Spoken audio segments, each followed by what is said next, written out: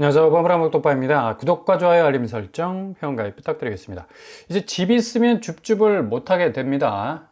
유주택자가 무순위 청약제도에 접근하기는 굉장히 어려워졌다라고 말씀을 드릴 수가 있겠죠. 그만큼 지금 상당히 이 무순위 줍줍에 대한 이 관심도가 굉장히 높아졌기 때문에 동탄에서 뭐 줍줍 한 가구 뽑는데 무려 294만 명이 몰리지 않았습니까? 뭐 거의 청약홈이 뭐 시스템이 망가질 정도로 어마무시한 어떤 사람들이 이 주택 하나 한 세대 잡기 위해서 뭐 유주택자까지도 뭐 폭풍 쓰나미 현상으로 몰려들었었는데, 이제 무순위 청약 금지를 추진을 하는 바람에 이제 무주택자만 무순위 청약 제도에 접근하는 그런 어떤 방향으로 흘러가고 있다는 얘기죠. 그만큼 지금 나오는 분양가가 너무 비싸다. 그래서 무순위 줍줍 뭡니까? 보통 한 3년 전, 5년 전 분양가로 나오기 때문에 사람들이 이거 어떻게 해서든 뭐 로또 하는 심정으로 일단 집어넣고 보자 라는 심리가 강하기 때문에 거의 뭐 300만 명 이상 몰리는 엄청난 이 뜨거운 열기를 보여주게 됐는데요. 이제는 뭐 속절없이 유주택자들은 그냥 바라만 보고 있어야 될 그런 어떤 이 전환점이 온 것 같고요. 이렇게 되다 보니까 지금 서울, 경기, 인천 무순위 계속적으로 지금 쏟아지고 있습니다. 서울, 경기, 인천. 그만큼 지금 지방에서 미분양 사태가 계속적으로 진행되던 이런 분위기가 흘러서 이제 서울, 경기, 인천까지 거의 다다르게 됐다. 지금 창경구 롯데캐슬 시그니처까지 무순위가 나오게 됐습니다. 이거 작년 11월에 나왔거든요. 삼선동 성북구에 위치하고 있죠.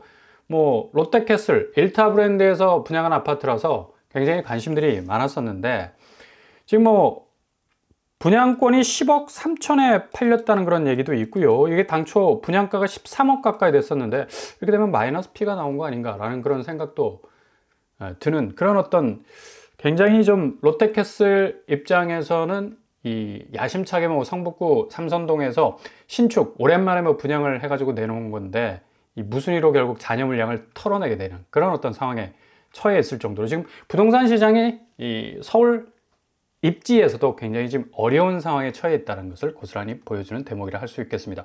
서울 성북구 매매가 현황을 봐도 기름동 동부 센트레빌이 뭐 5억 정도 하락하고 있는 추세, 기름 1단지 레미안 4억 1천만 원, 한진 3억 9천, 기름 뉴타운 이편한 세상 3억 6천 정도로 성북구 역시도 지금 한 달 상간의 집값 거래가 심상치 않음을 고스란히 보여줄 수가 있겠죠. 이런 어떤 매매가를 백업해주는 전세가 양상도 마찬가지란 얘기. 레미안 기름 센터피스 전세가가 8억 7천, 동신 5억 5천 하락하고 있는 추세고요. 레미안 라센트 역시도 5억 2천, 레미안 포레 카운티 역시도 4억 9천. 대부분 뭐 8억에서 뭐 5억까지 이를 정도로 전세가가 한 달 상간에 뭐 훅 떨어져 나가는 그런 모습을 볼 수가 있습니다. 이렇게 된다면 앞으로 서울 중심부에 있는 아파트 가격마저도 뭐 안심할 수 없는 그런 상황이고, 정말 이상할 정도로 고점에 올라섰던 그런 가격들이 정상가로 다시 내려올 수 있는 충분한 어떤 분기점이 될 수 있을 그런 가능성 많다라고 볼 수가 있다는 얘기입니다. 공공분양 역시도 마찬가지입니다. 성동구치소 부지가 시공사가 확정이 됐습니다. 계룡건설, 좀 의외죠. 뭐 GS건설이나 뭐 현대건설이나 아니면 이편한 세상 등등 1타 브랜드가 딱 먹고 갈 것 같았었는데 계룡건설 지방건설사가 됐어요. 아파트 공사 수주 결정이 됐습니다. 총 2,402억 원 규모의 송파 장이혁신 공공주택 건설사업 23일 수주가 결정됐다고 공시를 했는데, 여기 지하 3층에서 22층 16개 동 1240가구, 뭐 대규모 단지라고 할 수가 있겠죠. 계룡건설 지분이 50.92%로 결정이 됐고요. 이렇게 되다 보니까 앞으로 성동구치소의 이 분양가 2023년도에는 거의 뭐 5구제곱도 10억 원 수준에 나오지 않을까라고 이렇게 예상을 했는데, 지금 뭐 2년여 지난 상황에서는 아마 13억 정도의 이 분양가가 결정되지 않을까 그렇게 예상을 하고 있습니다. 뭐 분양가가 워낙에 뭐 자고 일어나면 1억씩 오르는 그런 상황이니까 뭐 오금역도 가깝고 계룡역도 가깝고 뭐 경찰병원역도 가깝고 뭐 입지적으로 뭐 상당히 매력이 있는 곳이죠. 근데 공공분양치고 20평 남짓한 분양가도 거의 뭐 13억에 육박하는 모습을 보인다면 글쎄요. 지금 여기 그 송파구 가락동의 실거래가 현황도 그리 썩 좋지 못한 그런 상황입니다.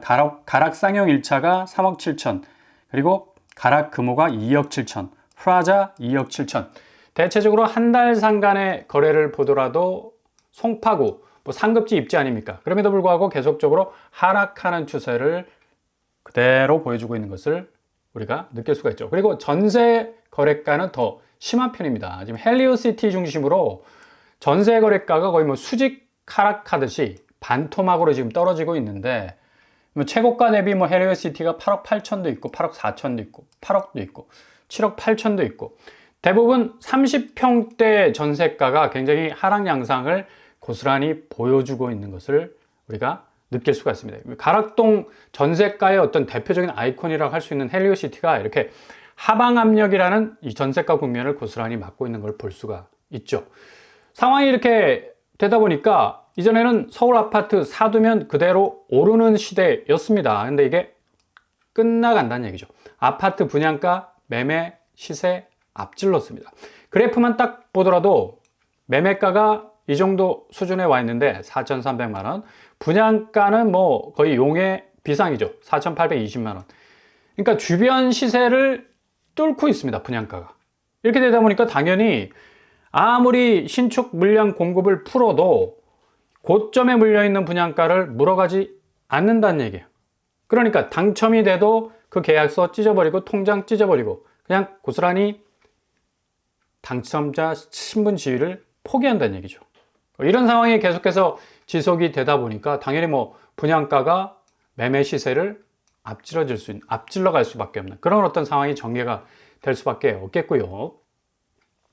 분양가는 분양가 상한제 해제 이후로 더욱더 뭐 금리 인상, 뭐 부동산 프로젝트 파이낸싱 부실, 뭐 조달 금리 및 자재 인건비 인상 등등등등 뭐 동반 상승하면서 큰 폭으로 오르지 않았습니까?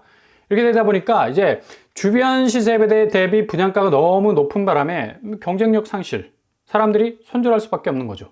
당연히 무순위로 자녀 물량 뭐 서둘러서 털어버리는 시행사의 그런 어떤 움직임들 계속적으로 지금 지속이 되고 있고요.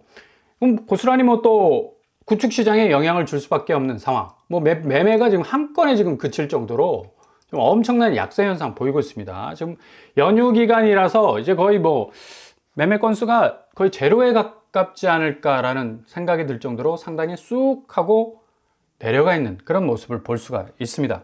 거래량 역시 뭐 떨어질 수밖에 없고요. 2024년 12월이 지금 1월에 카운터가 되고 있는데 3074건. 이게 지금 설날 연휴가 쭉 한 8, 9일 정도 지속이 되고 있기 때문에 3,300건 지난달을 과연 넘어설 수 있을까라는 의구심이 나올 정도로 거래는 뭐 거의 그 절벽이라는 말도 지금 뭐 어색할 정도로 완전히 딱 끊겨버렸습니다. 이렇게 되다 보니까 거래가 역시도 상당히 흔들릴 수밖에 없는 그런 상황에 처해 있죠. 이게 내부적인 부동산 이 판사리 이외에 대외적인 어떤 환율 부분에 있어서의 부담, 뭐 환율이 오르면 당연히 물가가 오를 수밖에 없고 가장 부가가치의 정점에 있을 수밖에 없는 아파트 가치를 뭔가 선점하려는 움직임 줄어들 수밖에 없는 겁니다. 환율 부분이 지금 굉장히 불안한 요소를 가지고 있는데 최저 1427원까지 어젯밤에 찍었습니다. 근데 다시 올라서기 시작하고 있죠. 설 연휴 이후에 환율 1420원에 안착할 수 있을까라는 어떤 45일 만에 최저점을 찍은 것에 대한 어떤 청신호가 켜진 것 같지만 역시 설 연휴 이 기간이 끝나면 다시 이 환율 자체가 요동칠 가능성이 굉장히 많습니다. 앞으로 FOMC 이 1월달 기준금리를 어떤 방향으로 정하느냐. 트럼프 입장에서는 기준금리를 계속해서 내려야 한다. 그러나 미 연준 입장은 인플레이션을 고려해야 되기 때문에 매파적 인상 혹은 동결적으로 계속적인 어떤 이 고집을 부릴 가능성이 높아서 둘 사이의 간극이 좀처럼 좁혀지기 힘들 것으로 예상이 됩니다. 지금 뭐 환율이 살짝 안정화되어 보이지만 일본 엔화 기준금리 인상했음에도 불구하고 달러 대비 엔화 가치가 지금 떨어져 나가고 있죠. 유럽 역시도 마찬가지고요. 중국 역시도 지금 위안화. 원화 가치가 중국의 프록시 통화라해서 계속적인 어떤 이 그림자 역할을 하는 그런 통화 가치의 한계를 가지고 있어서 중국 위안화가 이렇게 떨어지게 되면 원화 가치 역시도 계속적으로 달러 대비 폭락할 수밖에 없는 그런 상황이 전개될 가능성 높다는 얘기죠. 이런 와중에 또 관세 문제까지도 겹쳐 있어요. 이게 관세 문제하고 부동산 문제하고 뭐 어떤 관계가 있느냐, 직접적 관계는 없습니다. 그러나 가장 기저에 이 구매력 감소라는 치명적인 어떤 임팩트를 줄 수 있기 때문에 가장 이 관세 부분이 경제 체질 자체를 약화시킬 수 있는 아주 치명적 독소를 가지고 있죠. 트럼프 대통령이 뭐 좀 관세를 유예하는 입장이 아닐까라는 그런 예상들도 나오고 있지만 지금 뭐 콜롬비아가 미국을 상대로 개겼죠. 불법적인 어떤 입국을 했던 콜롬비아 사람들을 비행기에 태워가지고 콜롬비아 쪽으로 보내는데 콜롬비아가 다시 또 돌려보내는 거의 뭐 완전히 스파크가 튈 정도로 어떤 갈등이 일어났는데 뭐 빡이 칠 수밖에 없습니다. 미국 입장에서는. 그래서 콜롬비아를 상대로 25% 긴급 관세를 부과하고 일주일 후에 다시 50%를 인상하는, 와, 어마무시합니다. 이 관세가 굉장한 어떤 미국의 이 정책적 어떤 제재가 될 수 있다는 것을 고스란히 볼 수가 있죠. 콜롬비아 대통령이 굉장히 배짱이 좀 두둑한 것 같은데 오히려 콜롬비아도 지지 않고 미국에 대해서 25% 관세를 매기겠다. 와, 이렇게 아주 강하게 나오는데 역시 앞으로 트럼프 정부에 있어서 가장 큰 이 문제는 보호무역 관세입니다. 우리나라가 과연 10%에서 20% 사이 어느 정도의 관세를 맞이하게 될 것인가. 미국 내 입장에서도 뭐 이런 식으로 계속해서 보호무역 장벽을 치다 보면 저가의 제품을 선택할 수 있는 선택지가 줄어들기 때문에 물가가 당연히 오를 수밖에 없죠. 인플레이션에 덫에 빠질 가능성도 많고, 중국 역시도 지금 다음 달부터 10% 관세를 때린다고 하지만 이게 앞으로 65%까지 최고점을 갈 가능성 많거든요. 중국 베이징 이 실제적인 어떤 경기 흐름 자체가 지금 지방정부의 부채난, 부동산 시장의 침체, 해결될 기미가 전혀 보이지 않고 있다는 얘기입니다. 그러니까 이런 어떤 이 중국의 영향도 무시 못하는 어떤 한국 부동산 시장에서의 가장 큰 위험 요소가 될 수가 있겠고, 고스란히 지금 뭐 이런 측면들이 우회적으로 다 흘러 들어오고 있잖아요. 대구에서 특공 청약 접수가 빵건입니다. 빵건. 와, 이런 적이 없었는데 유사일에 특별 공급 접수를 한 사람이 한 명도 없었다는 얘기예요. 뭐 고금리 대출 규제 탓에 시장 침체 뭐 지속이라는 그런 분석들도 쏟아지고 있지만 제가 좀 전에 말씀드린 대로 대외적인 미국발 어떤 금융 부채, 그 다음에 금리, 그리고 관세 부분, 또 이에 상응하는 주변국의 통화 가치의 어떤 흔들리는 그런 양상들이 고스란히 지방 부동산에서부터 이 특공 청약 접수가 빵건이라는 이 놀랄만한 이 지표를 통해서 드러나고 있다는 사실이죠. 실질적으로 여기가 더 팰리스 대시양인데 태형건설이죠. 대시양이 100제곱에서 117제곱 대부분 뭐 중대형 평수인데 53세대 모집에 한 명도 지원을 하지 않았습니다. 그러니까 대구가 지금 뭐 미분양의 무덤이라는 오명을 뒤집어 쓰고 있는 곳이기도 하지만, 그리고 뭐 구축 이 매매가가 계속적으로 좀 하락하는 그런 어떤 추세를 보이고 있기는 하지만 이건 굉장한 어떤 충격적 결과라고 말을 할 수가 있습니다. 평당 분양가 뭐 보시면 9억 9천 43평형이 거의 뭐 15개에 가까워요. 주변에 뭐 보시면 뭐 5억 7천 5억 6천 정도 되는데 거의 2배 이상을 찍어버리는 분양가가 나왔다는 얘기죠. 그러니 뭐 어떡해, 여기 뭐 선점을 해도 뭐 당첨이 돼도 앞으로 아파트 가치가 과연 뭐 이 수준까지 오를 수 있겠는가, 굉장히 불명확한 어떤 그런 어떤 입장이기 때문에 사람들이 손절을 치는 겁니다.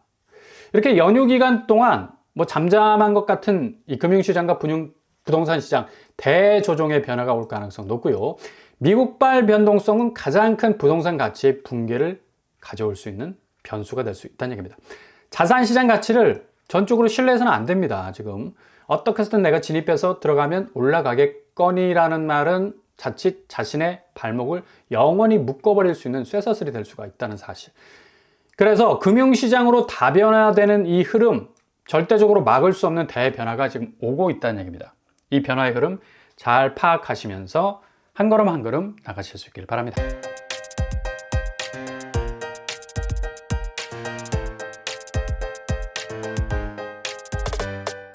오늘의 부동산 캐릭터쇼 연휴 기간 동안 이 자산 시장의 대조정의 변화가 물밑에서 계속적으로 진행이 되고 있습니다. 무엇보다도 미국발 변동성, 가장 큰 부동산 가치의 붕괴가 될 수밖에 없겠죠. 앞으로 무순위 자체가 이제 무주택자만 지원을 할 수 있어서 유주택자가 진입할 수 있는 길은 기본적으로 막혀버리게 됩니다. 그만큼 지금 부동산 시장이 전혀 제대로 선순환되지 못하는 그런 어떤 상황이라는 것을 고스란히 보여주고 있는 거고요. 앞으로 금융시장의 다변화된 흐름, 좀처럼 막을 수 없고 거침없이 쏟아져 들어올 가능성이 높아서 앞으로 아파트 시장은 우리가 생각하는 그 시점보다 훨씬 빨리 대변화의 조정기가 찾아오게 될 겁니다. 오늘도 응원합니다. 항상 여러분의 길이 꽃길만 되실 수 있기를 바랍니다. 저는 오빠무라 복덕방을 마치겠습니다. 구독과 좋아요 부탁드립니다. 감사합니다.